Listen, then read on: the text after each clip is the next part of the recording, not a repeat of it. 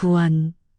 낡은 군용 트럭의 엔진이 금방이라도 터져나갈 듯 비명 같은 의음을 토해냈다. 육중한 바퀴가 날파로인 자갈을 지식히는 소리가 신경질적으로 울려 퍼졌다. 그리고 그 모든 소음 아래 아주 희미하게 고통을 억누른 한 소녀의 거친 숨소리가 깔려 있었다. 이 하나 이병은 트럭 뒤편에 묶인 굵은 바퀴에 두 손이 결박된 채 울퉁불퉁한 자가을밭 훈련도로 위를 숙수무책으로 끌려가고 있었다. 그녀의 전투복은 이미 갈기갈기 찢겨져 나가고 등과 팔다리에서는 붉은 피가 흘러나와 그녀가 지져온 길 위로 끔찍한 피자국을 그리고 있었다. 트럭 짐칸 위에는 이 지옥도를 연출한 악마 고태식 하사가 다리를 꽂혀 앉아 있었다. 그는 담배 연기를 길게 내뿜으며 바퀴 끝에 매달려 고통스럽게 끌려오는 소녀를 무감정 한 눈으로 내려다보고 있었다. 그는 마치 벌레를 관찰하는 듯한 표정이었다. 그는 들고 있던 담배를 바닥에 던지고 하나가 끌려오는 바로 옆 지점에 격려를 담아 침을 뱉어다. 그는 운전병을 향해 짐승처럼 고함을 질렀다. 속도 더 높여 저 계지면이 다른 나약한 년들처럼 울면서 애원하는 법을 배울 때까지 죽을 때까지 끌고 가란 말이. 온몸의 살까지 벗겨져 나가는 극심한 고통 속에서도 하나는 이를 악물고 비명 한 번 지르지 않았다. 그녀의 눈은 조금 더 꺾이지 않았다. 오히려 그 눈은 맹렬한 불꽃처럼 타오르며 짐칸 위에 고태식을 쏘아보고 있었다. 그녀는 마지막 남은 힘을 주어짜다. 끌려가던 그녀의 몸이 순간적으로 방향을 틀었고 그녀는 자신의 손목을 길가에 튀어나온 날카로운 바위 모서리에 강하게 내리쳤다. 짱그랑 그녀가 차고 있던 낡은 전자식의 유리가 박살나는 소리가 났다. 그리고 그와 동시에 누구도 알지 못하는 특별한 암호가 담긴 비상신호가 박살난 시계 파편 아래에서 조용히 발신되기 시작했다. 그는 한낱 신병의 오만한 자존심을 짓밟고 있다고 생각했다. 틀렸다.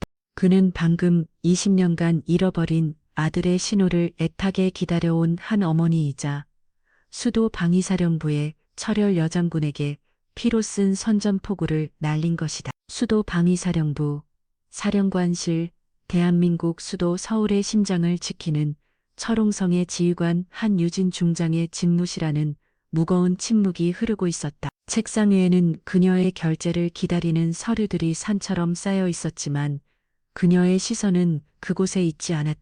그녀는 통유리창 너머로 보이는 서울의 화려한 야경에도 책상 위에 놓인 따뜻한 차에도 눈길 한 번 주지 않았다. 그녀의 시선은 오직 책상 위에 놓인 단 하나의 파일에 고정되어 있었다. 갓 입대한 신병의 인사기로 카드 파일에 붙어 있는 앳된 증명사진 속에서 한 젊은 여군이 어색하지잔 당찬 미소를 짓고 있었다. 이 하나, 그녀의 하나뿐인 딸이었다. 집무실 문이 조용히 열리고 방금 선 사진 속에 주인공 전투복을 막 지금 받아 아직은 품이 커 보이는 이 하나의 병이 들어왔다. 그녀는 문 앞에 부동자 새로 서서 거수경리를 붙였다. 충성 이병이 하나는 자대 배치를 명받았습니다. 이에 사령관님께 출발 신고합니다. 한유진은 대답 대신 자리에서 일어나 딸에게 다가갔다. 그녀는 딸의 어깨에 손을 얹었다. 군복 너머로 느껴지는 딸의 가녀리 넓게가 그녀의 마음을 더욱 무겁게 짓눌렸다. 꼭 가야만 하겠니? 그녀의 목소리는 더 이상 수만 명의 부하들을 호령하는 장군의 목소리가 아니었다. 세상에서 가장 위험한 곳으로 자식을 떠나 보내야만 하는 한 사람의 평범한 어머니가 내는 걱정스러운 목소리였다. 최전방 수색대대 대한민국에서 가장 힘들고 위험한 곳이야. 네가 원한다면 얼마든지 편한 곳으로 보내줄 수 있다. 아무도 뭐라고 할 사람 없어. 하지만 하나는 고개를 젓. 그녀의 눈빛은 어머니를 쏙 빼닮아 한번 결심한 것은 결코 굽히지 않는 강한 의지로 빛나고 있었다. 아니요, 어머니. 저는 제 힘으로 진짜 군인이 어떤 것인지 경험하고 싶어요. 온실 속 화초가 아니라 비바람을 이겨내는 들꽃이 되고 싶습니다. 어머니께서 평생을 살아오신 그 세상을 저도 제 눈으로 직접 보고 싶단 말입니다. 딸의 그 단호한 눈빛 속에서 한유진은 20년 전에 한 아이를 떠올렸다. 화마가 모든 것을 집어 삼켰던 그 끔찍한 자신의 손을 묻혀버렸던 5살짜리 아들의 얼굴을 그 아이의 눈빛도 꼭 저렇게 고집스럽고 빛나고 있었다. 순간 그녀의 코끝에 희미한 연기 냄새가 스치는 듯한 환각이 일었다. 20년 전 전방 부대관사에서 일어났던 끔찍한 화재 사고 비명소리, 아비교환, 그리고 모든 것을 녹여버릴 듯한 뜨거운 열. 그녀는 어린 하나를 품에 안고 필사적으로 빠져나왔지만 잠시 장난감 로봇을 가지러 방으로 되돌아갔던 아들 진우는 그러지 못했다. 무너져 내리는 불타는 대들보가 그녀와 아들 사이를 영원히 갈라놓았. 그녀의 눈앞에서 아들의 작은 손이 연기 속으로 사라져갔.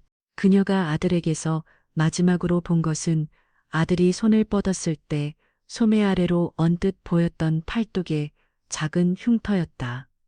태어날 때부터 가지고 있던 초승달 모형의 희미한 화재 현장에서는 불에 탄 장난감 로봇 조각 하나 외에는 아들의 그 어떤 흔적도 발견되지 않았다. 아들은 그렇게 5살의 나이에 사망 처리되었다.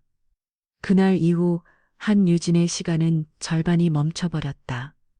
그녀는 군인으로는 누구보다 냉철하고 완벽했지만 어머니로서는 늘 죄책감에 시댕겼다. 그녀는 남은 딸 하나만큼은 자신처럼 위험하고 험한 길을 걷게 하고 싶지 않았다. 하지만 딸은 보란 듯이 자신과 똑같은 길을 선택했다. 알겠다. 한유진은 긴 침묵 뒤야 힘겹게 입을 열었다. 네 뜻이 정그렸다면 더는 말리지 않으마. 대신 이걸 가져가거라. 그녀는 책상 서랍에서 작은 상자 하나를 꺼냈다. 상자 안에는 평범해 보이는 검은색 전자시계가 들어있었다. 투박하고 기능이라고는 시간과 날짜 표시가 전부인 구형 군용시계처럼 보였다. 그녀는 딸의 손목에 직접 시시를 채워주었다. 이건 그냥 시계가 아니다.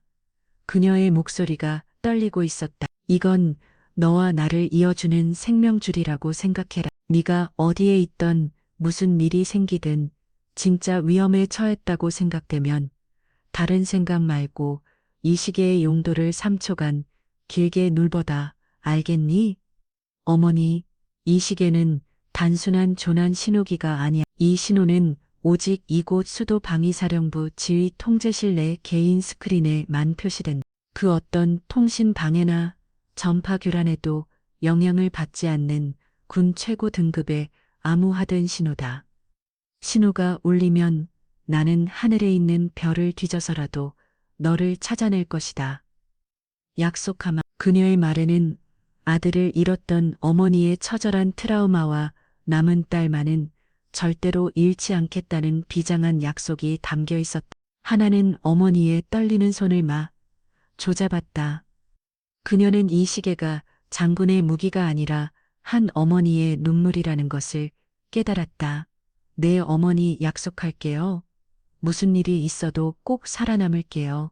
한유진은 딸을 힘껏 끌어안았. 그녀의 어깨가 가늘게 떨리고 있었.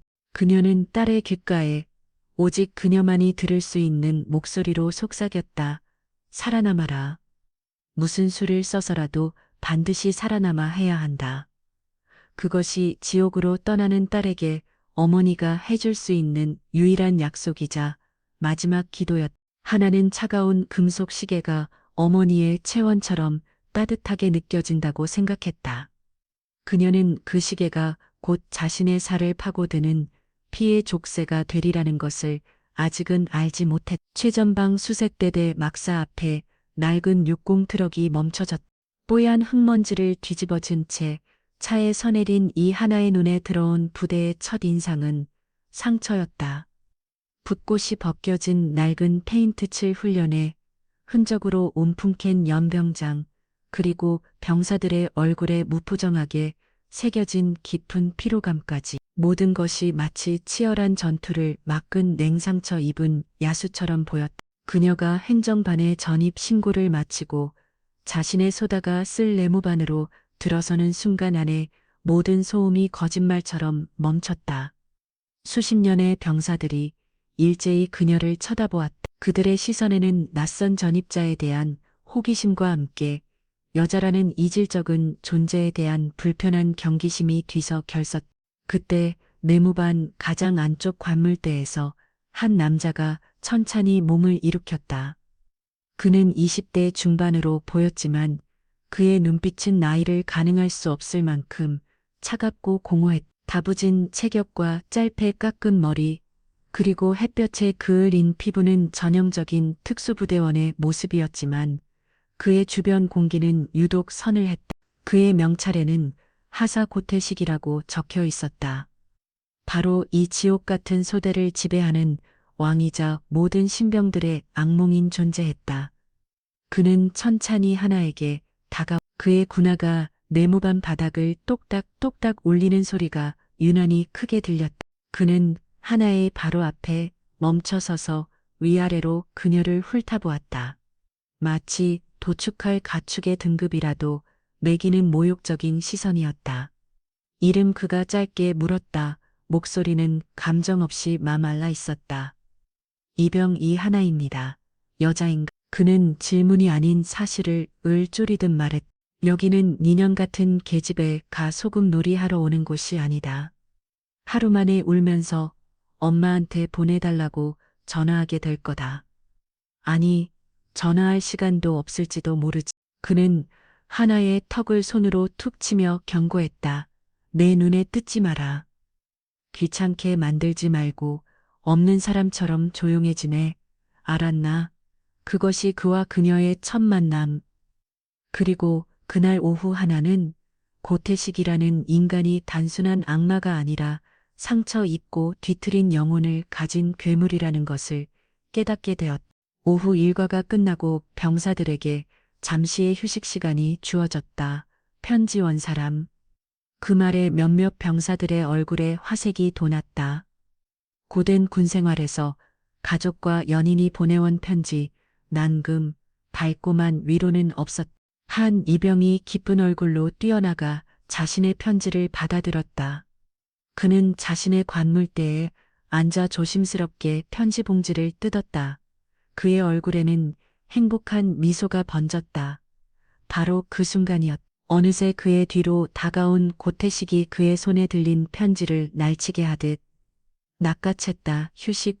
이병이 당황하여 일어서려 했지만 고태식은 그의 어깨를 강하게 눌러 다시 앉았다.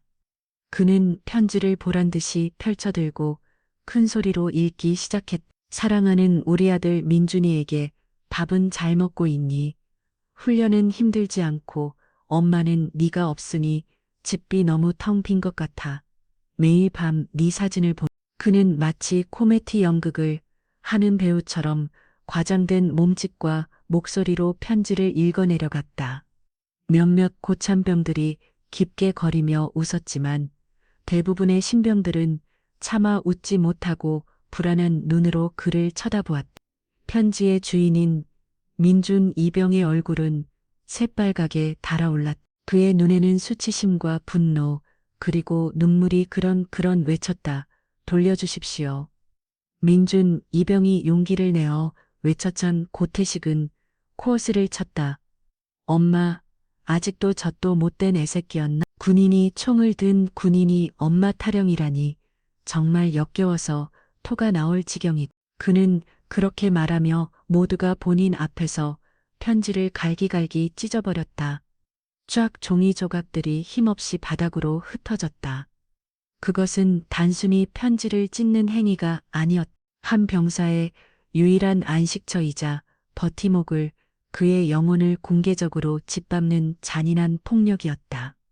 하지만 그의 악행은 거기서 그치지 않았다. 그는 옆자리와 다른 병사가 애인에게서 받은 소포를 발견했다. 그는 상자를 열어 그 안에 들어있던 쿠키와 초콜릿을 바닥에 쏟아버리고는 군화 발로 사정없이 짓밟았다. 바삭바삭 과자가 부서지는 소리가 네모반 전체에 울려 퍼졌다. 기억해도 여기서는 그 누구도 특별 대우를 받지 않는 니놈들이 사회에서 어떤 놈들이었던 누구의 아들이었던 여기서는 그냥 버러지 같은 훈련병일 뿐이야. 가족, 애인, 그런 나약하고 쓸데없는 감정들은 모두 쓰레기통에 이곳에서 믿을 건 네 옆에 전우가 아니라 네 손에 들린 총뿐이다. 다시 한번 내 눈에 그따위 편집 쪼그리나 소포가 띄면 그때는 이걸로 끝나지 않을 거다. 그는 자신의 허리에 찬 대검을 꺼내 칼날을 번뜩이며 위협했다. 내 무반 아는 공포로 얼어붙었다. 그 누구도 감히 그에게 맞서지 못했다. 하나는 그 모든 광경을 자신의 자리에서 조용히 지켜보고 있었다. 그녀는 분노했지만 섣불리 나서지 않았다. 그녀는 고태식의 눈동자 깊은 곳에 숨겨진 지독한 외로움과 세상에 대한 깊은 증오를 보았다. 그는 단순히 부하들을 괴롭히는 것을 즐기는 가학적인 인간이 아니었다. 그는 자신이 가지지 못한 행복이라는 것을 파괴하는 것에서 존재의 이유를 찾는 상처 입은 짐승이었다. 그날 이후 고태식의 괴롭힘은 더욱 심해졌다. 그는 특히 눈빛이 살아있는 병사들을 집중적으로 타겟으로 삼았다. 절망하거나 포기하지 않고 꿋꿋하게 버텨내는 이들을 그는 병적으로 혐오했다. 그리고 그런 그의 레이더에 단 한 번도 굴복하는 눈빛을 보이지 않는 이 하나가 걸려든 것은 어쩌면 당연한 일이었다. 그와 그녀 사이에 보이지 않는 전쟁은 그렇게 시작되고 있었다. 한 명은 세상의 모든 빛을 증오하는 어둠이었고 다른 한 명은 그 어떤 어둠에도 꺼지지 않는 작은 불꽃이었다. 그리고 그 두 사람이 부딪혔을 때 어떤 비극이 펼쳐질지는 아무도 예측할 수 없었다. 고태식의 예측과 달리 이 하나는 하루 만에 울며 엄마를 찾지 않았다. 일주일이 지나고 한 달이 지나도 그녀는 결국 무너지지 않았다. 오히려 그녀는 그 지옥 같은 훈련소 안에서 가장 밝게 빛나는 별이 되어가고 있었다. 그녀의 태력은 어지간한 남자 병사들을 능가했다. 완전 군장을 하고 20km를 행군할 때 모두가 땅바닥에 주저앉아 거친 숨을 몰아쉴 때도 그녀는 묵묵히 자신의 소총을 고쳐줄 뿐이었다. 사격 훈련에서는 언제나 만점을 기록했고 각계 전투 훈련에서는 누구보다 빠르고 은밀하게 장애물을 통과했다. 하지만 그녀를 진정으로 빛나게 한 것은 단순히 뛰어난 신체 능력이 아니었다. 그것은 그녀가 가진 타인을 향한 따뜻한 마음이었다. 그녀는 행군 중에 뒤처지는 동료가 있으면 말없이 다가가 그의 군장 일부를 자신의 어깨에 옮겨 메었다. 야간 경계 근무 중 추위에 떠는 동료에게는 자신의 방한 장비를 벗어주었다. 고태식에게 편지를 빼앗기고 좌절에 빠져있던 민준 이병에게는 아무도 모르게 다가가 자신의 건방 주머니를 털어주며 나지막이 위로의 말을 건넨다. 괜찮아요. 힘내요. 우리는 전우잖아. 그녀의 운동에는 어떠한 계산이나 과시도 없었다. 그것은 몸의 뱀 자연스러운 선이었다. 처음에는 그녀를 경계하고 무시하던 동료 병사들도 점차 그녀의 진심의 마음을 열기 시작했다. 그들은 지옥 같은 훈련소 생활 속에서 그녀의 존재가 한 줄기 빛과도 같다고 띠겼다. 그녀는 단순히 뛰어난 군인이 아니라 모두를 품는 따뜻한 리더였다. 소대원들은 점차 고태식의 폭력적인 통제보다 하나의 조용한 리더십을 더 신뢰하고 따르기 시작했다. 그리고 그 모든 것이 고태식의 심기를 날카롭게 긁고 있었다. 그는 매일 밤 잠든 병사들의 얼굴을 내려다보며 순찰을 돌았다. 그리고 그의 시선은 언제나 곤히 잠들어 있는 하나의 얼굴에서 가장 오랫동안 머물렀다. 그는 이래할 수 없었다. 저 작은 계집에 어디에서 저런 강인함이 나오는 것일까? 왜 자신처럼 절망하고 분노하지 않는 것일까? 그에게 하나의 강인함은 가짜였다. 그것은 고생 한번 해보지 않고 따뜻한 가정의 울타리 안에서 온실 속 화초처럼 잘 한 자만이 가질 수 있는 기만적인 여유라고 생각했다. 그는 그녀의 모든 것을 증오했다. 그녀의 꺾이지 않는 눈빛, 그녀의 따뜻한 미소, 그리고 그녀가 동료들에게 베푸는 그 쓸데없는 친절까지도 그 모든 것은 자신이 평생 가져보지 못한 행복이라는 것의 증거였기 때문이다. 그의 증오는 점차 노골적인 괴롭힘으로 변해갔다. 그는 훈련 중에 유독 하나에게만 더 가혹한 과제를 부여했다. 모두가 쉴 때 그녀에게는 연병장을 소식받기씩 뒤게 했다. 식사 시간에는 일부러 그녀의 식판을 엎어버리고 청소 시간에는 가장 더럽고 힘든 구역을 혼자 담당하게 만들었다. 하지만 그의 괴롭힘이 심해질수록 하나의 눈빛은 더욱 단단해져 갔다. 그녀는 결국 그에게 굴복하지 않았다. 그녀는 불평 한마디 없이 묵묵히 그 모든 부당함을 이겨냈다. 그것은 더 이상 단순한 훈련병과 교관의 관계가 아니라 세상의 모든 어둠을 짊어진 남자와 그 어둠 속에서도 빛을 일치하려는 여자의 보이지 않는 자존심 싸움이었다. 어느 비 오는 날, 밤 갈등은 마침내 임계점을 향해 치닫고 있었다. 그날은 유격 훈련의 마지막 날 지옥주라 불리는 가장 혹독한 훈련이 밤새도록 이어지고 있었다. 병사들은 며칠째 잠도 제대로 못 자고 쏟아지는 비를 맞으며 진흙탕 속을 굴렸다. 모두의 체력과 정신력은 한계에 다 달아 있었다.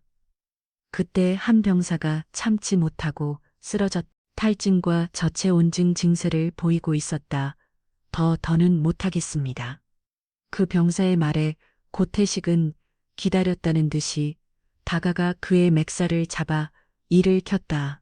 이 새끼가 빠져가지고 전쟁 중에 힘들다고 총을 놓을 것. 전우가 다 죽어나가도 너 혼자 살겠다고 도망칠 거냐고. 그는 병사를 무자비하게 걷어쳤다. 퍽 쓰러진 병사는 흙탕물 속에서 신음하며 몸을 웅크렸다. 다른 병사들은 공포에 질려 아무것도 하지 못하고 그 광경을 지켜볼 뿐이었다. 바로 그 순간 하나가 앞으로 나섰다. 그녀는 고태식의 앞을 가로막으며 단호하게 말했다. 그만하십시오. 내무관 전체가 얼어붙었다. 감히 신병이 교관의 행동을 정면으로 막아선 것이. 고태식은 믿을 수 없다는 듯 천천히 고개를 돌려 하나를 쳐다보았다. 그의 텅 빈 눈동자에 처음으로 이글거리는 분노의 감정이 떠올랐다. 방금 뭐라고 했나? 그만하시라고 했습니다. 하나는 조금도 물러서지 않고 그의 눈을 똑바로 마주보며 말했다. 저 병사는 지금 몸 상태가 정상이 아닙니다. 이대로 두면 정말 위험해질 수 있습니다. 의무실로 보내야 합니다. 이것은 훈련이 아니라 폭력입니다. 폭력. 고태식이 기가 막힌다는데 그는 하나의 턱을 손가락으로 거칠게 움켜주었다. 니년이 군대가 뭔지 알기나 해. 전쟁이 뭔지 알기나 하냐고. 전쟁터에서는 이것보다 더한 일도 벌어져. 동료의 시체를 방패 삼아 싸워야 할 때도 있고 적의 아이를 향해 총을 쏘야 할 때도 있단 말이. 니년처럼 곱게 자란 년이 아는 그런 세상이 아니야. 알고 있습니다. 하나가 그의 손을 뿌리치며 대답했다. 하지만 그런 참혹한 전쟁터에서 마지막까지 우리를 인간이게 하는 것은 바로 전우를 향한 마음입니다. 동료를 버리는 군대는 결코 전쟁에서 이길 수 없습니다. 당신은 지금 우리를 강하게 만드는 것이 아니라 우리를 괴물로 만들고 있습니다. 그녀의 외침은 단순한 반항이 아니었다. 그것은 그 존재 자체를 부정하는 가장 근본적인 비판이었다. 고태식의 얼굴 근육이 경련을 일으켰다. 그는 순간 그 면을 향해 주먹을 휘두를 뻔했다. 하지만 그는 가까스로 이성을 붙잡았다. 그는 깨달았다. 저 계집애를 단순히 육체적으로 굴복시키는 것만으로는 부족하다는 것. 그녀의 저 오만한 신념, 그녀게 믿고 있는 저 행복이라는 환상 자체를 모든 사람이 보는 앞에서 가장 잔인하고 처참한 방법으로 깨부숴야만 했다. 그녀가 다시는 그 누구도 믿지 못하고 세상의 모든 것을 증오하게 만들어야만 했다. 그는 천천히 주먹을 내렸다. 그리고는 하나의 귓가의 뱀처럼 차가운 목소리로 속삭였다. 네가 말하는 그 잘난 전호회가 과연 진짠지 아닌지 내가 직접 시험해주지 기대해라. 아주 재미있는 일이 벌어질 테니 그의 눈이 섬뜩하게 빛났다. 그의 머릿속에서 거대한 증오와 뒤틀린 열등감이 뒤섞여 하나의 영혼을 파괴할 가장 완벽하고 잔인한 함정을 설계하기 시작했다. 그 함정의 마지막 무대는 날카로운 자갈들이 깔린 피의 도로가 될 것이었다. 며칠 후 소대는 혹한기 야외 생존 훈련을 위해 깊은 산속으로 들어갔다. 영하 15도를 밑도는 혹한 속에서 최소한의 보급품만으로 3박 4일간 생존하고 지정된 목표 지점까지 독도뿐만으로 찾아가야 하는 소색도에 훈련에 꽂히자 가장 위험한 훈련이었다. 고태식은 이것이 이 하늘이라는 오만한 불꽃을 것들을 절호의 기회라고 생각했다. 그는 훈련 전날 밤 모두가 잠든 사이 지도 보관 창고에 몰래 숨어들었다. 그리고는 하나에게 지급될 군용 지도에 등고선과 주요 지형 지물을 교묘하게 하지만 아주 치명적으로 수정했다. 그는 실제 계곡이 있는 곳을 평지로 절벽이 있는 곳을 완만한 능선으로 보이게 만들었다. 또한 그녀의 나침반 내부의 자침축에 아주 미세한 손상을 가해 방향이 항상 북쪽에서 동쪽으로 15도씩 틀어지게 만들었다. 그것은 단순한 방해 공작이 아니었다. 죽음의 함정이었다. 험준한 겨울산에서 잘못된 지도와 고장난 나침반을 가지고 움직인다는 것은 조난당에 얼어주고라는 사형선고나 다름없었다. 훈련 고태식은 쌓인 일개조로 팀을 나누었다. 그는 의도적으로 하나를 소대에서 가장 체력이 약하고 독도법에 미숙한 병사 3명과 한 조로 묶었다. 그리고는 마치 선심이라도 쓰는 척 조장이라는 무거운 책임까지 그녀의 어깨에 떠넘겼다. 이 하나 이병 네가 그렇게 잘났으니 이 오합지졸들을 이끌고 무사히 목표 지점까지 한번 와봐라. 네가 말하는 그 잘날 전후회가 얼마나 대단한지 내가 똑똑히 지켜보겠다. 그의 눈에는 비열한 조소가 담겨 있었다. 하나는 그의 의도를 눈치챘지만 아무 말 없이 지도와 나침반을 받아들었다. 그녀는 이것도 한 자신에게 주어진 시험이라고 생각했다. 훈련이 시작되고 각조는 뿔뿔이 흩어져 자신들의 경로를 따라 움직이기 시작했다. 하나의 조는 처음에는 순조롭게 나아가는 듯했다. 하지만 시간이 지날수록 그녀는 무언가 이상하다는 것을 느끼기 시작했다. 지도상의 지형과 실제 눈앞에 펼쳐진 지형이 미묘하게 달랐다. 나침반이 가리키는 방향도 하늘의 북극성을 기준으로 했을 때와 조금씩 어긋나고 있었다. 조장님, 저희 지금 제대로 가고 있는 건 맞습니까? 왠지 길이 점점 더 험해지는 것 같습니다. 조원 중 한 명이 불안한 목소리로 물었다. 이미 해는 저물기 시작했고 산속의 기온은 급격하게 떨어지고 있었다. 하나는 잠시 걸음을 멈추고 지도와 주변 지형을 다시 한번 대조했다. 그리고 그녀는 깨달았다. 이것은 단순한 실조 아니라는 것을. 누군가 의도적으로 자신들을 죽음의 구덩이로 몰아넣고 있었다. 그녀의 뇌리를 스치는 단 한 사람의 얼굴, 고태식, 모두 잠시 대기. 그녀는 침착함을 잃지 않았다. 그녀는 조원들을 안심시킨 뒤 눈을 감고 지난 몇 시간 동안 자신들이 지나온 경로를 머릿속으로 복귀하기 시작했다. 그녀는 군인이 되기 전 산하구조 대원이었던 아버지를 따라 전공 명산을 누비며 입였던 지도 없이 생존하는 법을 떠올렸다. 바람의 방향, 나무의 나이트, 입기값인 바위의 윗. 그녀는 자연이 보내는 미세한 신호들을 통해 자신들의 현재 위치를 역으로 추적해 나가기 시작했다. 그녀의 예상은 맞았다. 그들은 목표 지점에서 완전히 벗어나 깊은 계곡 속에 고립되어 있었다. 이대로 밤을 맞이했다가는 전원 저체온증으로 목숨을 잃을 수도 있는 위험한 상황이었다. 지금부터 내 말 잘 들어. 우리는 조난당 있다. 그녀의 말에 조원들의 얼굴이 하얗게 질렸다. 하지만 포기하기엔 아직 일러. 지금부터 우리가 살 길은 구조를 기다리는 게 아니라 우리 스스로 길을 만드는 것. 그녀의 눈은 공포가 아닌 저렴한 의지로 빛나고 있었다. 그 눈빛의 전방에 빠져 있던 조원들도 조금씩 용기를 내기 시작했다. 그녀는 조원들에게 각자의 역할을 분담시켰다. 한 명에게는 바람을 막을 수 있는 동굴이나 바위템을 찾게 하고 다른 한 명에게는 불을 피울 마른 나무까지 모으게 했다. 그리고 그녀 자신은 식수가 될 만한 얼지 않은 계곡물을 찾아 나섰다. 그렇게 죽음의 문턱에서 그들만의 작은 생존 투쟁이 시작되었다. 한편 목표 지점에 먼저 도착한 고태식은 시간이 지나도 하나의 조가 나타나지 않자 계획이 성공했음을 직감하고 회심의 미소를 지었다.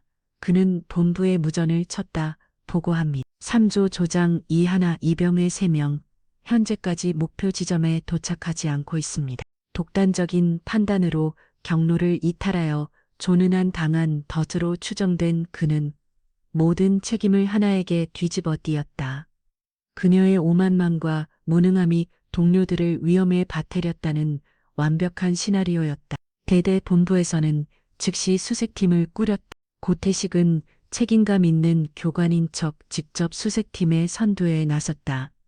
그는 물론 그들이 있을 만한 곳을 정확히 알고 있었다. 그는 그들이 추위와 공포에 떨며 서로를 원망하고 있는 비참한 모습을 기대하며 어둠 속으로 발걸음을 옮겼다. 몇 시간의 수색 끝에 수색팀은 마침내 깊은 계곡 속에서 희미한 불빛을 발견했다. 고태식의 입가에 미소가 걸렸다. 하지만 그가 현장에 도착했을 때 그의 눈앞에 펼쳐진 환경은 그의 예상을 완전히 빗나간 것이었다. 그곳에는 작은 동굴 안에 활활 타오르는 모닥불을 중심으로 4명의 병사들이 서로의 몸에 기대어 추위를 이겨내고 있었다. 그들은 굶주리고 지쳐 있었지만 그들의 눈에는 절망이 아닌 끈끈한 전후회와 생존에 대한 의지가 담겨 있었다. 그리고 그 중심에는 부러진 나뭇가지로 부목을 대어 다리를 다친 조원의 발목을 치료해주고 있는 이 하나가 있었다. 그녀는 마치 어미새처럼 자신의 조원들을 품고 지켜내고 있었던 것이다. 고태식은 순간 말을 잃었다. 그는 자신의 완벽한 함정이 저 작은 계집에 상상도 못한 생존력과 리더십 앞에 무력하게 실패했음을 깨달았다. 그의 계획은 그녀를 파괴하기는 커녕 오히려 그녀를 영웅으로 만들어주고 말았다. 다른 수색대원들은 그녀의 침착함과 용기에 감탄하며 침착함을 쏟아놨다. 분노가 그의 머리 끝까지 치밀어 올랐다. 그는 이대로 물러설 수 없었다. 그는 실패한 계획을 더 크고 잔인한 다음 계획을 위한 발판으로 삼기로 결심했다. 다음 날 부대로 복귀하자마자 그는 대대장에게 달려가 거짓 보고를 했다. 이번 조난 사고는 전적으로 이 하나 이병의 독단적인 영웅 심리 때문에 벌어진 일입니다. 그녀는 제 지시를 무시하고 더 빠른 길로 가겠다며 조원들을 위험한 계곡으로 이끌었습니다. 그녀의 오만함이 하마터면 부대원 전체를 위험에 빠뜨릴 뻔했습니다. 그는 모든 증거를 조작하고 다른 조원들을 협박하여 거짓 진술을 하도록 만들었다. 결국 모든 책임은 다시 하나에게로 돌아갔다. 그녀는 동료들을 구한 영웅이 아니라 부대 전체에 민폐를 끼친 문제아로 낙인 찍혔다. 그리고 고태식은 마침내 마지막 카드를 꺼내들었다. 그는 전소대원이 모인 앞에서 엄숙하게 선언했다. 이 하나 이병의 오만한 행동은 부대의 기강을 무너뜨리고 전우의 목숨을 위협한 중대한 범죄 행위. 이에 나는 소대장으로서 군법 이전에 우리 수색대만의 특별한 전통에 따라 그녀를 심판하겠다. 특별한 전통이라는 말에 병사들의 얼굴이 하얗게 질렸다. 그것은 부대 내에서 암암리에 행해지는 가장 잔인하고 비인간적인 사적 제재를 의미하는 암호였다. 그의 눈이 뱀처럼 번뜩였다. 그는 이제 더 이상 그녀의 정신을 파괴하는 것에 만족하지 않았다. 그는 그녀의 육체를, 그녀의 존재 자체를 모든 사람이 보는 앞에서 가장 잔인한 방법으로 조각 내버리기로 결심했다. 그의 머릿속에서 트럭 엔진의 괴념과 날카로운 자갈들이 살을 파고드는 소리가 교향곡처럼 울려 퍼지고 있었다. 고태식의 선언은 사형 선고와도 같았다. 소대원들은 공포에 질려 숨소리조차 제대로 내지 못했다. 그들의 시선은 이제 동정이나 연민이 아닌 자신들에게 불똥이 될까 두려워하는 비겁한 공포로 물들어 있었다. 이 지옥 안에서 타인의 고통은 곧 자신의 안도였고 희생양이 있다는 사실은 곧 자신이 아니라는 다행스러움이여. 거기 너희 셋. 고태식이 손가락으로 3명의 병사를 지목했다. 바로 어젯밤 산속에서 하나 덕분에 목숨을 걷던 바로 그 조원들이었다. 그들의 얼굴이 하얗게 질렸다. 너희들의 조장을 위험에 받들인 죄인이다. 지금 당장 너희들의 손으로 저 배신자의 손을 뒤로 묶어라. 만약 거부한다면 너희들도 똑같은 벌을 받게 될 것이다. 선택해라. 전형과 함께 죽을 것인지 아니면 너희들의 손으로 심판하고 살아남을 것인지. 그것은 인간의 양심을 시험하는 가장 잔인한 명령이었다. 3명의 병사는 서로의 얼굴만 쳐다볼 뿐 차마 움직이지 못했다.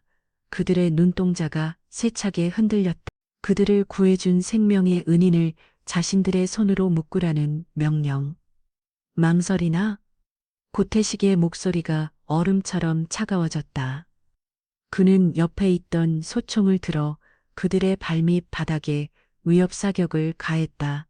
탁! 총알이 시멘트 바닥을 파고들며 불꽃을 이루겼다. 으악! 병사들은 비명을 지르며 바닥에 엎드렸다. 공포는 마침내 양심을 집어삼켰다. 그들은 벌떨 떨리는 손으로 하나에게 다가갔다. 미안하다. 하나야. 우리를 용서해라. 그들은 울먹이며 그녀의 가녀린 2손을 등 뒤로 모아 굵은 밧줄로 꼼꼼 묶었다. 하나는 저저하지 않았다. 그녀는 자신을 묶는 그들을 원망의 눈으로 보지 않았다. 오히려 그녀의 눈에는 공포에 굴복할 수밖에 없었던 나약한 동료들을 향한 깊은 연민이 담겨 있었다. 그 눈빛이 오히려 그들을 더욱 비참하게 만들었다. 고태식은 만족스러운 미소를 지었다. 그는 원했던 그림을 정확히 만들어냈다. 그녀가 믿었던 전우회라는 것이 얼마나 허상인지를 그녀의 눈앞에서 그녀가 구했던 바로 그 동료들의 손을 통해 증명해 보인 것이다.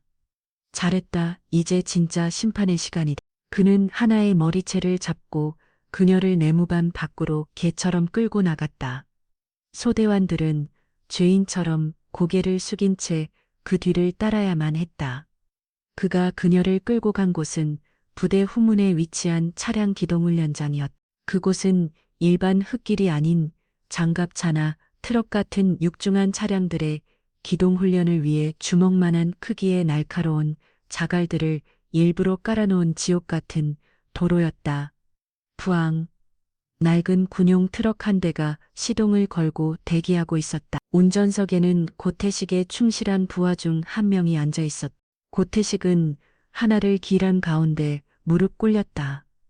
그리고는 소대원들을 그 주위로 비행 둘러세웠다. 그는 주머니에서 꾸깃꾸깃한 종이 한 장을 끊어들고 마치 재판관이라도 된 것처럼 그녀의 죄상을 낭독하기 시작했다. 죄인 이하나. 상관의 명령에 불복하고 동료들을 위험에 파태려 부대의 명예를 실추시킨 죄. 2. 자신의 무능함을 반성하기는 커녕 오만한 태도로 일관하여 군의 위계 질서를 어지럽힌 죄. 그의 입에서 나오는 모든 것은 거짓이었고 조작된 모함이었다. 하지만 이 관기의 법정에서 진실은 아무런 힘도 없었다. 이 모든 죄를 물어본가는 이 배신자에게 수색대대에 가장 무서운 형벌을 내린다. 내년에 그 오만한 육신이 이 거친 자갈바 뒤에서 한 조각의 설점도 남지 않을 때까지 고통받게 될 것이다. 그는 선언을 마치고 트럭 뒤편에 묶여있던 밧줄을 다른 한쪽 끝을 하나의 결박된 두 손에 연결했다. 그리고는 짐칸 위로 올랐다. 처음에는 내 발로 직접 뛰게 될 거다. 트럭의 속도를 따라잡지 못하고 넘어지는 순간 그땐 알지. 그는 운전병에게 턱지스를 했다. 출발해. 트럭이 천천히 움직이기 시작했다. 하나는 이를 악물고 트럭의 속도에 맞춰 달리기 시작했다. 하지만 날카로운 자갈들이 군화 밑창을 뚫고 발바닥을 찔러왔다. 몇 걸음 가지 못해 그녀의 발목은 이미 피투성이가 되어 있었다. 숨이 턱까지 차올랐다. 폐가 터질 것 같았다. 하지만 그녀는 멈출 수 없었다. 멈추는 순간 어떤 끔찍한 일이 벌어질지 알고 있었기 때문이다. 트럭의 속도는 점점 더 빨라졌다. 그녀는 능사적으로 다리를 움직였지만 결국 발이 꼬이며 앞으로 고꾸라졌다. 그녀의 몸이 무자비한 자갈바 위로 내동된 잊혀졌다. 그녀의 입에서 처음으로 고통의 잔 신음이 터져나왔다. 거기서 고드식이 기다렸다는데 되쳤다. 트럭은 멈추지 않았다. 오히려 속도를 더 높였다. 아, 안 돼. 지켜보던 소대원들의 입에서 비명이 터져나왔다. 그녀의 몸이 밧줄을 매달린 채 그대로 자갈바 위를 끌려가기 시작했다. 서극 서극 서극 끔찍한 소리가 울려 퍼졌다. 그녀의 전투복 상의가 순식간에 갈기갈기 찢겨져 나갔다. 그 아래에 하얀 살갗이 날카로운 자갈들에 무자비하게 긁히고 찍히고 파헤쳐졌다. 그녀는 더 이상 비명을 참을 수 없었다. 하지만 그녀의 비명은 트럭 엔진의 괴음에 묻혀 허공으로 흩어졌다. 붉은 피가 그녀가 끌려가는 길 위로 선명한 피자국을 남겼다. 그것은 살아있는 인간을 향한 형벌이 아니었다. 도축장의 짐승을 다루는 것과 같은 완벽한 학살 행위였다. 트럭 짐칸 위에는 이 지옥도를 연출한 악마 고태식 하사가 다리를 꽂혀 앉아 있었다. 그는 담배 연기를 길게 느뿜으며 밧줄을 끝에 매달려 피투성이가 된 채 끌려오는 소녀를 무감정한 눈으로 내려다보고 있었다. 그의 눈에는 죄책감이나 연민은 커녕 오히려 지루하다는 듯한 표정만이 담겨 있었다. 그는 운전병을 향해 짐승처럼 고함을 질렀다. 속도 더 높여. 저 계집년이 다른 나약한 년들처럼 울면서 애원하는 법을 배울 때까지, 죽을 때까지 끌고 가란 말이다. 온몸의 살갗이 벗겨져 나가는 극심한 고통 속에서 하나의 의식은 점차 힘이 해져갔다. 죽음의 그림자가 그녀를 덮쳐오고 있었다. 하지만 그녀는 포기하지 않았다. 그녀는 어머니와의 약속을 떠올렸다. 무슨 일이 있어도 살아남겠다는 약속. 그녀는 마지막 남은 힘을 쥐어졌다. 그녀의 머릿속은 오히려 얼음처럼 차가워졌다. 그녀는 끌려가면서도 필사적으로 주변 지형을 살펴다. 그리고 마침내 길가의 유독 날카로 꽤 튀어나온 흑여석 바위 조각 하나를 발견했다. 바로 저거다. 그녀는 끌려가던 몸을 필사적으로 비틀였다. 단 한 번의 기회였다. 그녀는 자신의 손목, 어머니가 채워준 낡은 전자시계 있는 바로 그 부분을 바위의 가장 날카로운 모서리를 향해 정확하게 내리쳤다. 쨍그랑 시계 강화 유리가 박살나는 날카로운 소리가 났다. 액정 화면이 깨지고 시계는 더 이상 작동하지 않았다. 하지만 그것은 끝이 아니었다. 깨진 유리 파편 아래 숨겨져 있던 아주 작은 마이크로칩이 외부의 강한 충격에 의해 마침 대활성화되었다. 누구도 알지 못하는 특별한 암호가 담긴 비상 신호가 박살난 시계 파편 아래에서 조용히 하지만 가장 강력하게 수도방위 사령부의 심장을 향해 발심되기 시작했다. 그는 한낱 신병의 오만한 자존심을 짓벌고 있다고 생각했다. 틀렸다. 그는 방금 20년간 잃어버린 아들의 신호를 애타게 기다려온 한 어머니자 수도방위 사령부의 철 여장군에게 피로 쓴 선전포고를 날린 것이다. 이제 곧 하늘에서 가장 무서운 분노가 발키리의 이름으로 이 지옥위에 강림할 시간이었다. 수도 방위사령부 지하벙커 골든실드 지휘통제실. 이곳은 대한민국 수도 서울의 마지막 보루이자 가장 강력한 방배의 두뇌였다. 거대한 워스크린에는 서울과 수도권 전역의 방공망, 병력 배치 현황, 그리고 교통 상황까지 도시의 모든 혈류가 실시간 데이터로 흐르고 있었다. 수십 명의 정의 참모 장교들이 각자의 콘솔 앞에서 아주 작은 위협의 징후라도 놓치지 않기 위해 눈을 빛내고 있었다. 사령관 한유진 중장은 육권참모총장의 주재하는 화상회의에 참석 중이었다. 스크린 속에서 오고 가는 딱딱한 보고와 토론. 모든 것이 평소와 다름없는 지루할 정도로 평온한 오후였다. 바로 그 순간이었다. 지휘통제실 전체를 뒤흔드는 요란한 경보음이 아니었다. 오직 한유진의 지휘관서 개인 콘솔에서만 아주 작고 날카로운 경보음이 울리기 시작했다. 그것은 그녀만이 알아들을 수 있는 딸과의 약속이자 20년간 단 한 번도 울리지 않았던 비상 신호였다. 그녀의 심장이 콩 하고 바닥으로 떨어졌다. 화상회의 속에서 무언가 열심히 설명하고 있던 육권참모총장의 목소리가 더 이상 그녀의 귀에 들리지 않았다. 그녀의 온 신경은 자신의 스크린에 떠오른 붉게 깜빡이는 작은 점 하나에 집중되어 있었다. 경고 코드명 엔절 신호 감지, 발신조합표, 강원도 XX 수색대대. 그녀의 손이 떨리고 있었다. 그녀는 재빨리 추가 정보 확인 버튼을 눌렀다. 잠시 후 스크린에 또 다른 장이 나타났다. 그것은 신호와 함께 전송된 짧은 음성 녹음 파일이었다. 그녀가 헤드셋을 끼고 파일을 재생하는 순간 그녀의 얼굴에서 모든 감정이 사라지고 얼음보다 차가운 가면이 씌워졌다. 속도 더 높여 저 계지면이 다른 나약한 년들처럼 올려서 애원하는 법을 배울 때까지 죽을 때까지 끌고 가라 말이다. 헤드셋 너머로 짐승의 울부짖음 같은 한 남자의 고함 소리가 들려왔다. 그리고 그 배경으로 트럭의 엔진 소리와 자갈이 긁히는 소리, 그리고 고통을 억누르는 딸의 힘이 한 신음 소리가 비수처럼 그녀의 고막을 파고들었다. 모든 것이 명확해졌다. 그녀가 상상했던 최악의 상황, 아니 그 어떤 최악보다도 더 끔찍한 일이 지금 이 순간 벌어지고 있었다. 회의는 여기까지 하지. 그녀는 자리에서 벌떡 일어났다. 헤드셋을 벗어던지는 그녀의 동작은 너무나도 갑작스럽고 거칠어서 지휘통제실의 모든 참모들이 경악하며 그녀를 쳐다보았다. 화상회의 스크린 속에서 육군 참모총장이 당황한 목소리로 물었다. 한 장군 무슨 일인가? 하지만 한유진은 대답하지 않았다. 그녀의 눈은 더 이상 인간의 눈이 아니었다. 모든 감정이 증발하고 오직 적을 섬멸하려는 파괴의 의지만 남은 전쟁의 여신 발키리의 눈이었다. 그녀는 자신의 부관을 향해 지옥의 문을 여는 명령을 내렸다.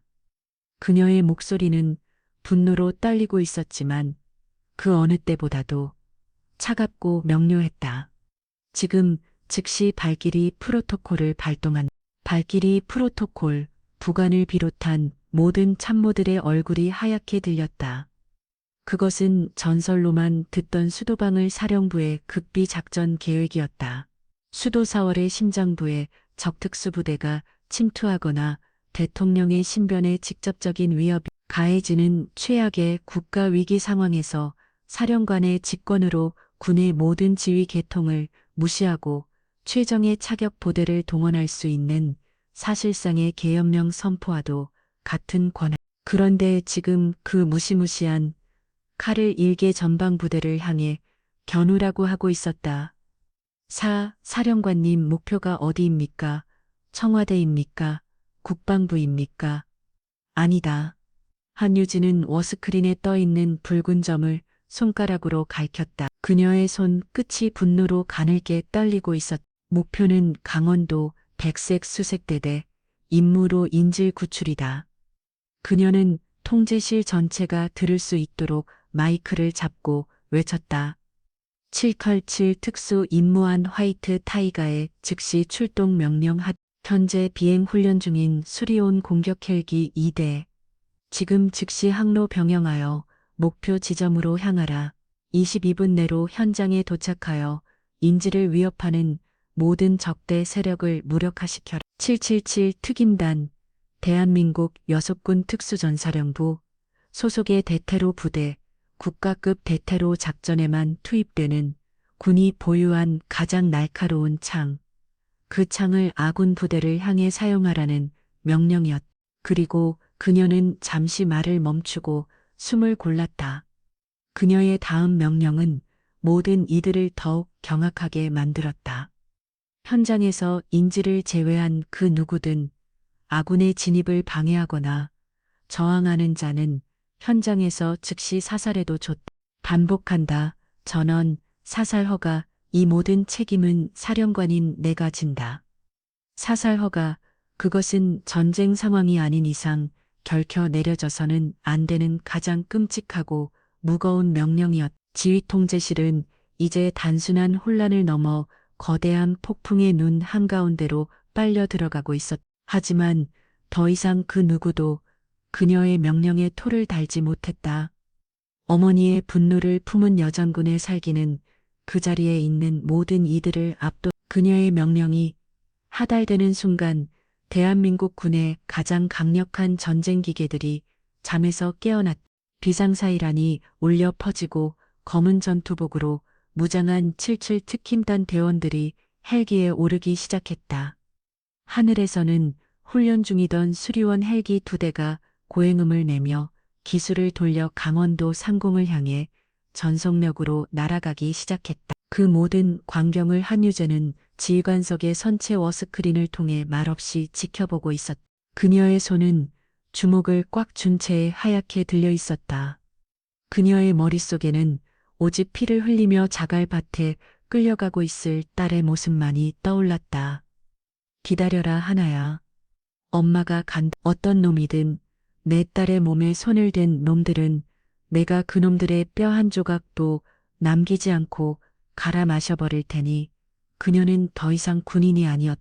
그녀는 자신의 새끼를 지키기 위해 세상 모든 것을 파괴할 준비가 된 어미 늑대였다. 그리고 그 어미 늑대의 분노가 이제 코드 하늘에서 비처럼 쏟아져 내릴 시간이었다. 강원도 백색스 수색대대 차량 기동 훈련. 고태식의 광기 어린 축제는 절정을 향해 치닫고 있었다. 그는 짐칸 위에서 피투성이가 된 채 거의 의식을 잃어가는 이 하나를 내려다보며 만족스러운 미소를 짓고 있었다. 마침내 저 오만하던 계집의 눈에서 빛이 사라져가고 있었다. 그는 자신의 완벽한 승리를 예감했다. 소대원을 차마 눈앞의 끔찍한 광경을 보지 못하고 고개를 숙인 채 공포에 떨고 있었다. 그들의 귀에는 오직 트럭의 꽁음과 하나의 몸이 자갈에 긁이는 소름 끼치는 소리. 그리고 고태식의 광적인 웃음소리만이 가득했다. 세상은 지옥이었고 신은 존재하지 않는 것 같았다. 바로 그때였다.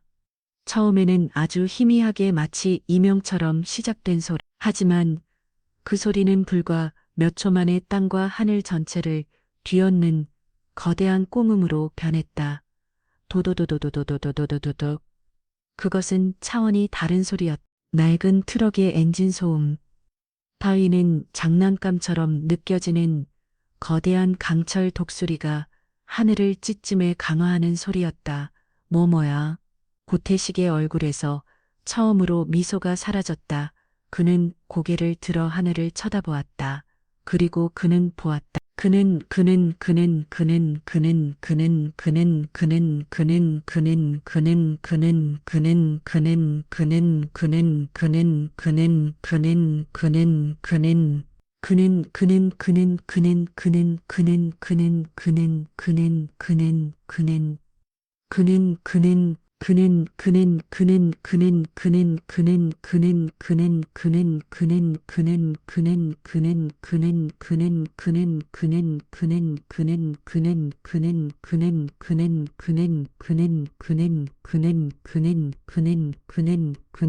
고태식은 트럭 위에서 간신히 몸의 균형을 잡으며 믿을 수 없다는 눈으로 헬기를 쳐다보았다. 이게 무슨 상황이지? 훈련인. 하지만 자신의 부대에 그것도 자신의 허락도 없이 공격 헬기가 나타날 리가 없었다. 헬기 한 대가 트럭의 바로 앞까지 적용으로 접근했다. 조종석의 강화유리 너머로 검은 헬멧과 산소 마스크를 쓴 조종사의 모습이 보였다. 헬기 동체 양쪽에 장착된 미사일 포드와 기관포가 기계적인 소름을 내며 정확히 트럭의 운전석을 향해 조준되었다. 헬기 외부 스피커를 통해 감정 없는 기계음 같은 목소리가 울려 퍼졌다. 현 시간부로 해당 차량의 운행을 통제한다. 즉시 엔진을 끄고 운전병은 양손을 머리 위로 올리고 차에서 내려다 5초 준다. 오사 트럭 운전병은 공포에 질려 새파랗게 변했다. 그는 자신을 겨누고 있는 검은 포구를 보며 이성이 마비되는 것을 느꼈다. 하사님, 어떡합니까? 닥쳐, 이건 적의 기만 전술이야. 겁먹지 마. 고태식이 미친 듯이 소리쳤지만 그의 목소리는 떨리고 있었다. 3.2 운전병은 마침내 공포를 이기지 못하고 비명을 지르며 차문을 열고 뛰쳐나와 바닥에 납작 엎드렸다. 끼익 주인을 잃은 트럭은 비틀거리다가 멈춰졌다. 다른 한 대의 헬기는 부대 연병장 상공에 정지한 채 연문을 열었다. 그리고 그곳에서 검은색 특수 전투복과 방탄 헬멧으로 무장한 그림자들이 굵은 로프를 타고 지상으로 쏟아져 내렸다. 7방칠 특임단 대원들이었다. 그들은 땅에 발이 닿는 순간 한치의 망설임도 없이 트럭을 향해 돌진했다. 그들의 움직임은 인간의 것이 아니었다. 오직 목표를 향해 움직이는 맹수들의 그것이었다. 단 몇 초 만에 그들은 고태식과 소대원들을 완벽하게 포위했다. 차가운 K1 기관단 총의 총구가 그들의 관자놀이를 겨누었다. 전원 움직이지 마. 움직이면 쏜다. 소대원들은 공포에 질려 그대로 얼어붙었다. 고태식 역시 자신의 머리를 겨누고 있는 차가운 총구 앞에서 아무것도 할 수 없었다. 그의 왕국은 하늘에서 내려온 이 정체불명의 군대 앞에서 단 몇 분 만에 허무하게 무너져 내렸다. 특임단 팀장이 바주에 묶인 채 피투성으로 쓰러져 있는 하나에게 달려갔다. 그는 그녀의 손목을 묶은 바주을 단검으로 끊어내고 그녀의 상태를 살폈다. 의무병, 이쪽이다. 환자 상태 위급. 무전에서 다급한 목소리가 오고 갔다. 그 모든 혼란 속에서 연병장에 착륙한 헬기의 문이 열리고 한 사람이 천천히 걸어 넣었다. 그녀는 선투복이 아닌 각이 잡힌 장군 정복을 입고 있었다. 그녀의 어깨에서는 그 어떤 별보다도 차갑고 서늘하게 빛나는 세 개의 별이 박혀 있었다. 수도방위 사령관 한유진 중장이었다. 그녀의 얼굴에는 어떠한 감정도 없었다. 슬픔도 분노도 기쁨도 아니었다. 모든 감정이 사라진 텅 빈 무의 표정. 하지만 그녀의 눈동 자원에서는 세상 모든 것을 불태워버릴 듯한 거대한 폭풍이 휘몰아치고 있었다. 그녀는 쓰러져 있는 딸에게는 눈길 한 번 주지 않았다. 그녀의 시선은 오직 특임 대원에게 머리채를 잡힌 채 땅바닥에 처박혀 있는 한 남자, 곧 해식에게 고정되어 있었다. 그녀는 천천히 한 걸음 그에게 다가갔다. 그녀의 군화가 자갈을 받는 소리가 사형수의 마지막 길을 알리는 북소리처럼 무겁고 처절하게 울려 퍼졌다. 곧 해식은 고개를 들어 자신에게 다가오는 여자를 쳐다보았다. 중년의 여군, 어깨에는 별 3개, 사령관. 그는 이 모든 사태가 저 여자 때문에 벌어졌다는 것을 직감했다. 하지만 그는 이해할 수 없었다. 어쩔서 한개 두병년 하나 때문에 사령관이 직접 그것도 최정의 특임단까지 이끌고 나타난 것. 한유진은 곧 해식의 바로 앞에 멈춰섰다. 그녀는 아무 말 없이 그저 그를 내려다 볼 뿐이었다.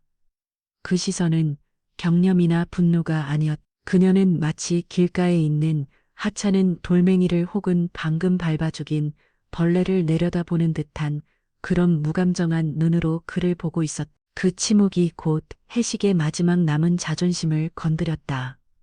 그는 미친 듯이 발버둥치며 고함을 질렀다. 당신 누군데 이게 무슨 짓이야? 나는 내 부하를 군부한 것이다. 이건 명백한 월권행위다. 날 이렇게 대할 수 없어. 그의 발악에 한유진의 입술이 처음으로 움직였다. 그녀의 목소리는 아주 낮았지만 그 안에 담긴 무게는 산과도 같은 날에 훈련, 그녀는 피식하고 웃었다. 그 웃음소리는 너무나도 차가워서 듣는 이의 뼛속까지 얼어붙게 만들었다. 니놈이 한 짓이 훈련이라고. 그녀는 천천히 허리를 숙여 그의 눈을 똑바로 맞춰보았다. 그리고는 이 세상에서 가장 잔인하고 무서운 질문을 던졌다. 그럼 니놈 어미도 너를 그렇게 가르치더냐? 한유진의 마지막 한치는 고태식의 가장 아픈 상처를 후벼하는 비수와도 같았다오. 그가 평생 증오하고 저주해온 그 단어. 그는 마치 발작을 이룩인 짐승처럼 더욱 격렬하게 발버둥치기 시작했다. 닥쳐, 그따위 더러운 이름을 내 앞에서 짓거리지 마. 그는 자신을 제압하고 있는 특임대원의 팔을 물어뜯을 하고 땅바닥에 흙을 파헤치며 울부짖었다.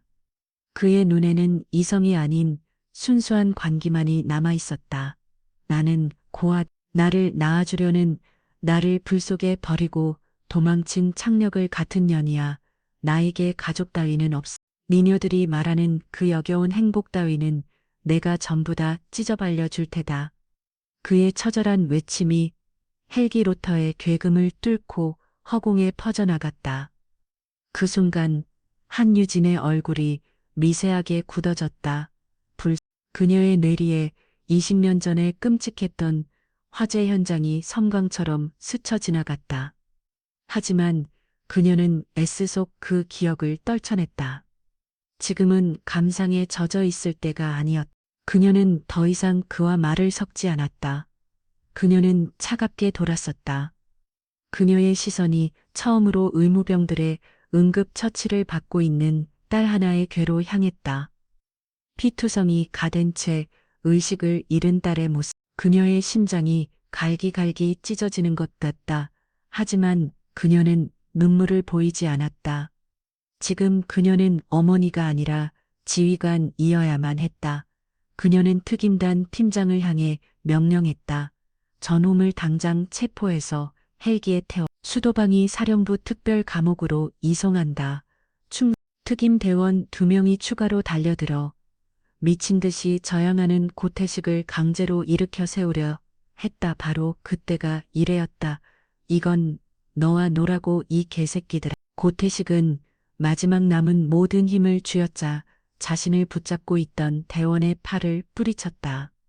그는 미친 소처럼 자신을 가로막고 있는 모든 것을 향해 몸을 날렸다. 그의 목표는 단 한, 이 모든 사태의 원형인 저 여자 한여진 중장이었다. 그는 그녀와 함께 죽을 생각이었다. 사령관님 모두가 경악하며 외쳤다. 특임 대원들이 그를 막기 위해 몸을 날렸다. 몇 명의 몸이 뒤엉키는 아수라장의 순간 격렬한 몸싸움, 와중에 고태식의 낡은 전투복 소매가 그의 팔뚝부터 어깨까지 길게 찢겨져 나갔다. 그리고 그 찢겨진 옷 소매 아래로 그의 맨 팔뚝이 드러났다. 햇변에 검게 글린 단단한 근육으로 뒤덮인 그리고 그 팔뚝의 한가운데에 선명하게 새겨져 있는 흉터 하나, 그것은 오래된 화상 흉터. 흉터는 주변의 피부보다 하얗게 솟아올라 있었고 그 모양은 마치 밤하늘에 떠있는 초승달과도 같았다. 시간이 멈췄. 다시 한번 세상의 모든 소리가 사라졌다. 한여진의 세상에는 오직 저 흉터 하나만이 존재했다. 그녀의 동공이 지진이라도 난 듯 세차게 흔들리기 시작했다. 그녀의 호흡이 멈췄다. 아, 안 돼. 그녀의 뇌가 현실을 부정하기 시작했다. 우연일 거야. 세상에 비슷한 흉터를 가진 사람은 얼마든지 있을 수 있어. 말도 안 돼. 하지만 그녀의 심장은, 그녀의 본능은 비명을 지르고 있었다. 저 흉터. 20년 전 화염 속으로 사라졌던 5살짜리 아들의 팔뚝에 있던 바로 그 흉터였다. 그녀가 아들의 마지막 모습으로 기억하고 있던 바로 그 초승달 모양의 흉터. 그녀는 자신도 모르게 비틀거리며 그에게 다가갔다. 특임대원들이 그녀를 보호하기 위해 앞을 가로막았지만 그녀는 그들을 밀쳐냈다. 비켜 비켜. 그녀의 목소리는 더 이상 장군의 목소리가 아니었다. 넋이 나간 한 여자의 공허한 중얼거림이었다. 그녀는 마침내 제압되어 땅에 얼굴을 받고 있는 고태식의 앞에 무릎을 꿇었다. 그녀는 떨리는 손을 뻗어 그의 팔뚝에 있는 그 흉터를 만져보려 했다. 하지만 그녀의 손은 차마 그 흉터에 닿지 못하고 허공에서 떨고 있었다. 이 흉터 어떻게 된 거지? 그녀의 질문에 고태식은 경념이 가득한 눈으로 그녀를 쏘아보며 으르렁거렸다. 이거 어렸을 때 불에 댄 흉터다. 왜? 아주 영광스러운 흉터지. 나를 버리고 도망친 내 미라는 연이 내게 남겨준 유일한 유산이니까. 그의 대답은 확인사살이었다. 한유진의 눈앞이 한 아얗게 변했다. 세상이 무너져 내리는 소리가 들렸다. 그녀의 입에서 의미 없는 신음이 터져나왔다. 내 아들. 불 속에서 죽은 줄로만 알았던 내 아들. 내가 20년간 단 하루도 잊지 못하고 가슴에 묻었던 내 아들. 진우, 내 아들 진우가 살아있었다. 그리고 그 아들이 방금 전까지 자신의 여동생을, 내 딸을 죽이려 하고 있었다. 이게 무슨 잔인한 운명의 장난이란 말인가. 그녀는 숨을 쉴 수가 없었다. 심장이 수만 개 이 유리조각으로 깨져나가는 것. 하늘이 무너지고 땅이 꺼지는 고통. 그녀는 그 자리에 주저앉자 아무 소리도 내지 못하고 그전 눈물만 흘렸다. 20년간 단 한 번도 남 앞에서 보이지 않았던 철혈의 여장군이 흘리는 눈물이었다. 주변의 모든 이들이 이 기이하고 비극적인 환경을 숨죽이 지켜보고 있었다. 그 누구도 감히 입을 열지 못. 하늘에서 내려온 전쟁의 여신이 한순간에 모든 것을 잃어버린 비련의 여인으로 무너져 내리는 모습을 그들은 그저 망연자실하게 바라볼 뿐이었다. 고태식은 자신 앞에서 오열하는 여장군을 이해할 수 없다는 듯 쳐다보았다. 저 여자가 왜 저러는 거지? 그는 평생 느껴보지 못했던 기이하고 혼란스러운 감정에 휩싸였다. 이 날기 프로펠러가 만들어내는 거센 바람만이 이 비극적인 재회의 현장을 맴돌고 있었다. 바람은 20년의 세월을 뛰어넘어 엇갈린 운명의 두 모자에게 세상에서 가장 잔인한 진실을 속삭여주고 있었다. 그들의 이야기는 이제 막 진짜 비극의 시작을 알리고 있었다. 수도방위 사령부 지하에 위치한 특별 감옥. 창문 하나 없이 사방이 차가운 콘크리트 벽으로 둘러싸인 그곳은 빛과 소리, 그리고 희망이 차단된 공간이었다. 고태식은 그 독방의 차가운 바닥에 웅크리고 있었다. 그는 더 이상 발악하거나 소리치지 않았다. 그의 광기는 모두 소진되고 이제 텅 빈 껍데기 같은 무감각만이 남아 있었다. 그의 머릿속은 뒤죽박죽이었다. 피투성이가 된 채 끌려가던 이 하나 이병의 모습. 하늘에서 내려온 공격 헬기. 그리고 마지막 순간 자신 앞에서 무너져 내리던 그 여장군의 이해할 수 없는 눈물까지. 모든 것이 비현실적인 악몽 같았다. 같은 시각 사령관 집무실. 한유진은 20년 만에 처음으로 자신의 책상 앞에 앉아 있지 못했다. 그녀는 불안하게 방안을 서성였다. 그녀의 머릿속은 아들을 찾았다는 기쁨보다 아들이 저지른 끔찍한 죄와 딸이 받은 씻을 수 없는 상처, 그리고 이 모든 것을 어떻게 감당해야 할지에 대한 혼란과 고통으로 가득 차 있었다. 그녀는 합참의장이자 안보사령관이었던 그녀의 오랜 친구들에게 연락해 자신의 모든 권한을 이용해 고태식 하사라는 인물의 과거를 사사치 추적하라고 명령했다. 동시에 그녀는 몰래 채취한 그의 DNA 샘플을 국군과학수사연구소로 보내 친자 확인 검사를 의뢰했다. 결과가 나오기까지의 며칠은 그녀에게 20년의 세월보다 더 길게 느껴졌다. 마침내 모든 보고서가 그녀의 책상 위에 올라왔다. 그녀는 떨리는 손으로 서류를 펼쳤다.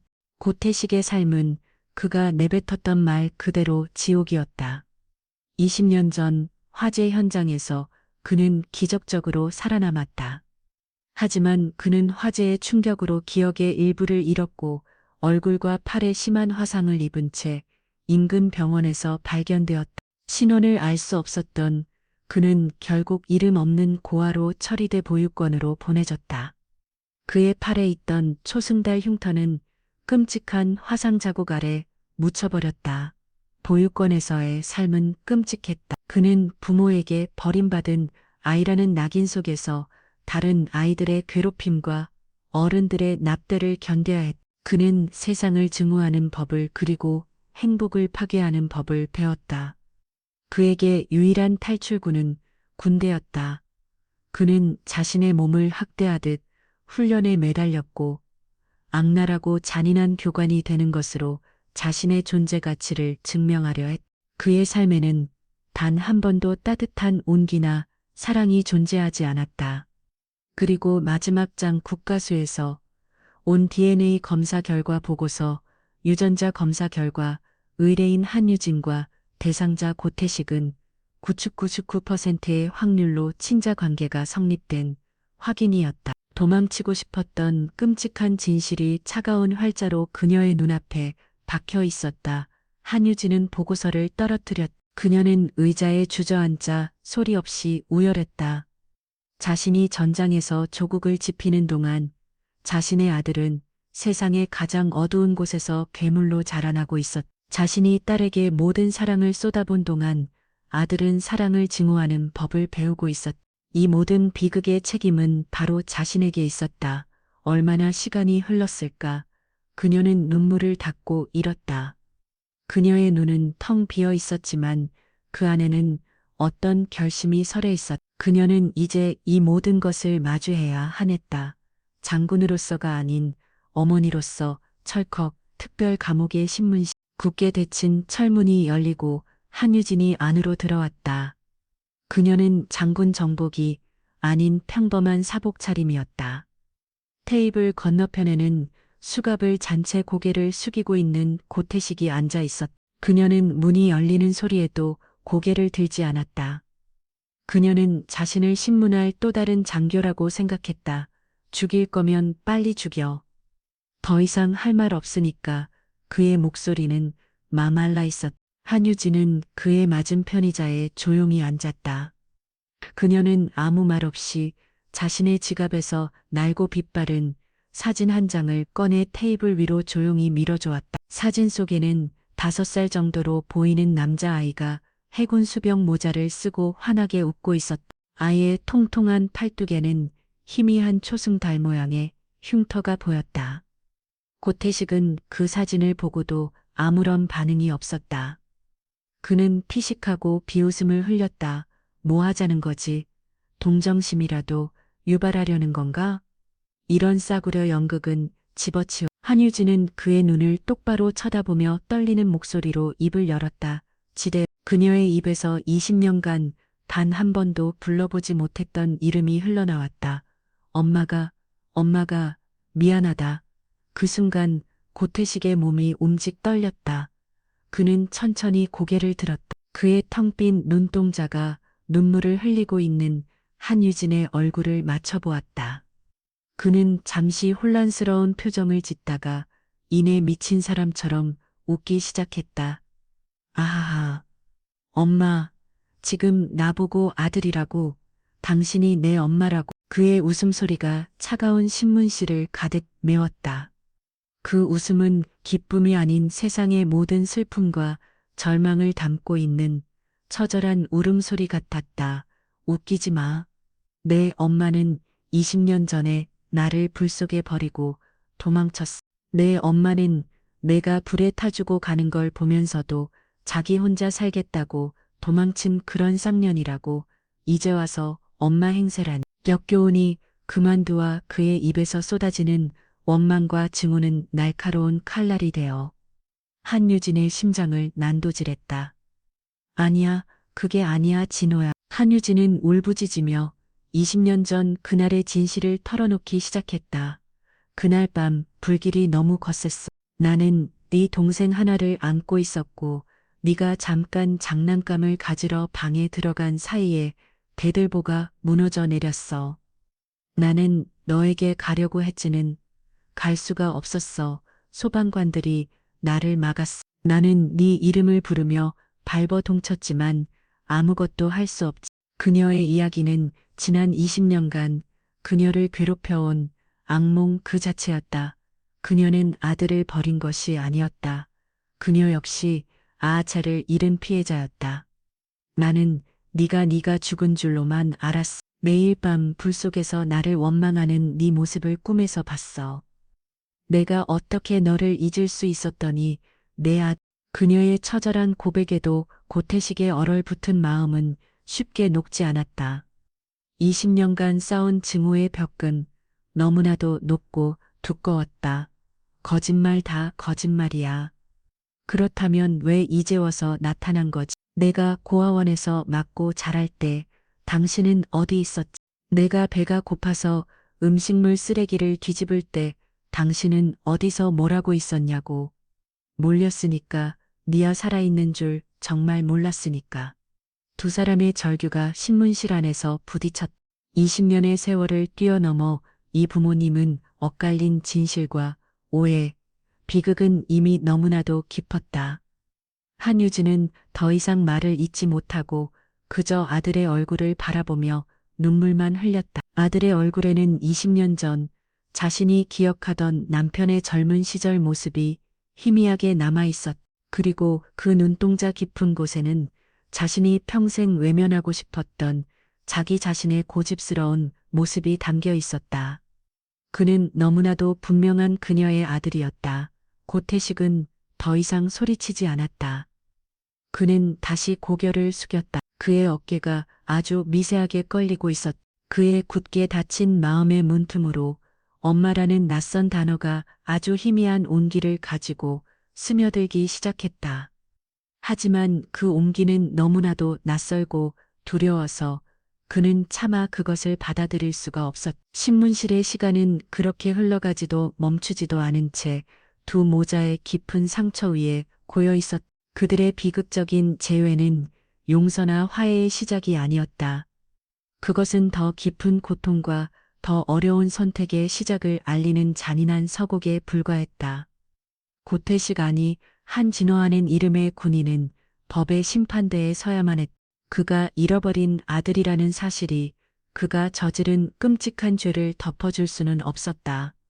그가 이 하나에게 가했던 잔인한 고문과 폭행은 군법에 따라 엄중하게 처벌받아야 할 명백한 범죄였다. 군 내부에서는 수도 방위사령관의 딸을 공격한 그에게 최고형을 내려야 한다는 목소리가 높았다. 한유진은 고뇌에 빠졌다. 그녀의 아내는 군의 기강을 바로 세워야 하는 지휘관으로서의 의무와 아들을 지켜야만 하는 어머니로서의 본능이 경결하게 충돌하고 있었다.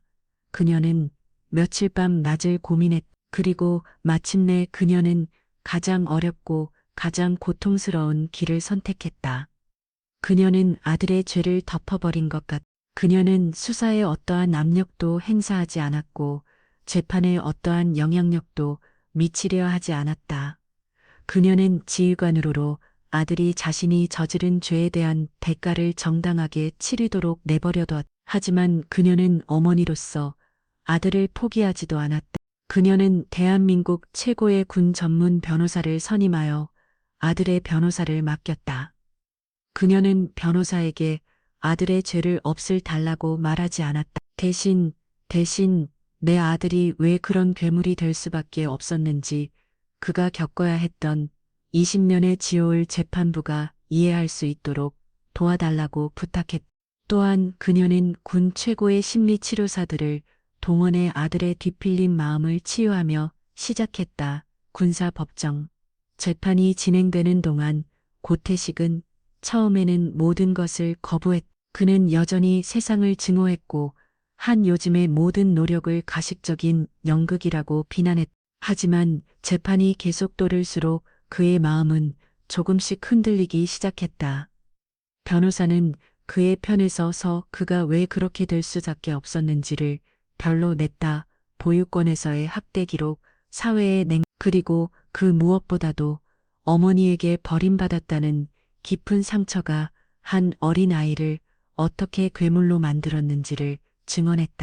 심리치료사들은 그의 내면에 있는 사랑받고 싶어 하는 어린 아이의 울음소리를 끄집어냈다. 그리고 무엇보다도 매일 재판정에 가장 뒷자리에 조용히 앉아 아들의 재판을 처음부터 끝까지 지켜보는 한 어머니의 존재가 그의 얼어붙은 마음을 아주 조금씩 녹이고 있었다. 그녀는 결코 그를 동정의 눈으로 보지 않았다. 그녀의 눈에는 죄를 지은 아들에 대한 아픔과 그럼에 대해 불구하고 끝까지 아들을 포기하지 않겠다는 굳건한 사랑이 담겨 있었다. 마침내 최종 선고의 날, 재판장은 고도식의 죄가 결코 용서받을 수 없는 중조임을 분명히 했다. 하지만 동시에 재판부는 그가 겪어야 했던 불행한 과거와 그가 이제야 가족을 찾았다는 점을 정상 참작했다. 주문, 피고인 고대식, 아니 한진호에게 징역 15년을 선고한다. 땅, 의사봉이 울리는 순간 유진은 조용히 눈을 감았다. 그것은 아들을 감옥에 보내야 한 어머니의 고통스러운 눈물이지. 그럼에도 불구하고 아들에게 새로운 삶을 시작할 기회가 주어졌다는 것에 대한 안도의 눈물이었다. 곧 의식은 담담하게 판결을 받아들었다. 헌병들이 그에게 다가와 수갑을 채웠다. 그가 법정을 빠져나가기 전 그는 처음으로 그리고 마지막으로 방청석에 앉아있는 한 유진을 향해 고개를 돌렸다. 그의 입이 아주 작게 움직였다. 소리는 들리지 않았지만 입모양은 분명했다. 네. 그것은 그가 20년 만에 처음으로 불러보는 세상에서 가장 아프고 그리운 이름이었다. 그의 수감 생활은 끝이 아니었다. 그것은 한진호라는 이름의 한 남자가 자신의 과거를 참회하고 새로운 인간으로 거듭나기 위한 길고 긴 여정의 시작이었다. 한유진은 아들이 겪어야 할 15년의 세월을 밖에서 함께 기다리고 함께 이겨낼 준비를 마쳤다. 그녀의 진짜 싸움은 이제부터 시작이었다. 1년 후 군교도소 면회실. 차가운 아크릴 펑을 사이에 두고 두 남매가 마주 앉아 있었다. 한 명은 이제 어엿한 하사가 되어 더욱 당당해진 모습에 이 하나였고 다른 한 명은 죄수복을 입고 있지만 과거의 그늘과 관기가 사라지고 한결 차분해진 눈빛을 가진 한진호였다. 어색한 침묵이 흘렀다. 그들은 지난 1년간 꾸준히 이곳에서 만났다. 처음에는 서로에게 무슨 말을 해야 할지 몰라 그저 침묵만 지켰지만 시간이 흐르면서 그들은 아주 조금씩 서로의 상처를 들여다보기 시작했다. 먼저 입을 연 것은 하나였다. 어제 어머니랑 같이 저녁 먹었어요. 오빠 생각 많이 하셨어요. 다음 달에는 어머니 생신인데 그때는 특별 면회허가 나올 수 있을 거라고. 진우는 아무 말 없이 동생의 얼굴을 바라보았다. 그의 눈빛에는 더 이상 증오나 질투가 아닌 깊은 미안함과 죄책감이 담겨 있었다. 미안하다. 그가 힘겹게 내뱉은 한마디 정말 미안하다. 하나, 내가 너에게 씻을 수 없는 상처를 줬어. 하나의 눈가에 물기가 어렵다. 그녀의 등과 팔다리에는 여전히 그날의 흉터가 희미하게 남아 있었다. 하지만 그녀는 고개를 저었다. 아니야, 오빠 나 괜찮아. 정말이야. 그녀는 악을 판 위로 손을 뻗어 그의 손이 있을 자리에 자신의 손을 포개 차다운 벽이 가로막고 있었지만 그들의 마음은 그 어느 때보다 가깝게 연결되어 있었다. 나는 오빠를 잃어버렸던 엄마의 슬픔을 아주 오랫동안 봐왔어. 그리고 이제 엄마가 웃는 모습을 다시 볼 수 있게 됐어. 그걸로 충분해. 그러니 너무 자책하지 마. 우리는 이제 다시 시작하면 되잖아. 우리 가족이니까. 진우가 평생을 증오하고 부정해왔던 그 단어가 동생의 입을 통해 세상에서 가장 따뜻한 위로가 되어 그의 가슴에 와닿았다. 그의 눈에서 뜨거운 눈물 한 방울이 흘러내렸다. 그것은 분노나 슬픔의 눈물이 아닌 참회와 아주 희미한 희망의 눈물이었다. 그들의 시간은 이제 막 아주 느리고 아주 대리게 다시 흐르기 시작했다. 때때로 우리 삶의 가장 잔인한 적은 우리가 전혀 예상치 못한 얼굴을 하고 나타나고 났다. 오늘 한 진우라는 남자의 이야기는 우리에게 보여줍니다. 버려졌다는 깊은 상처에서 태어난 증오가 세상 그 어떤 무기보다도 더 무섭고 파괴적일 수 있다는 사실을 말입니다. 그의 죄는 결국 용서받을 수 없습니다. 하지만 우리는 그의 비극적인 삶을 통해 인간 본성의 복잡함에 대해 다시 한번 생각해 보게 됩니다. 한 사람이 괴물이 되는 것은 과연 그 사람 개인만의 잘못일까요? 아니면 그를 그렇게 만든 우리 사회와 주변의 무관심에도 책임이 있는 것은 아닐까요?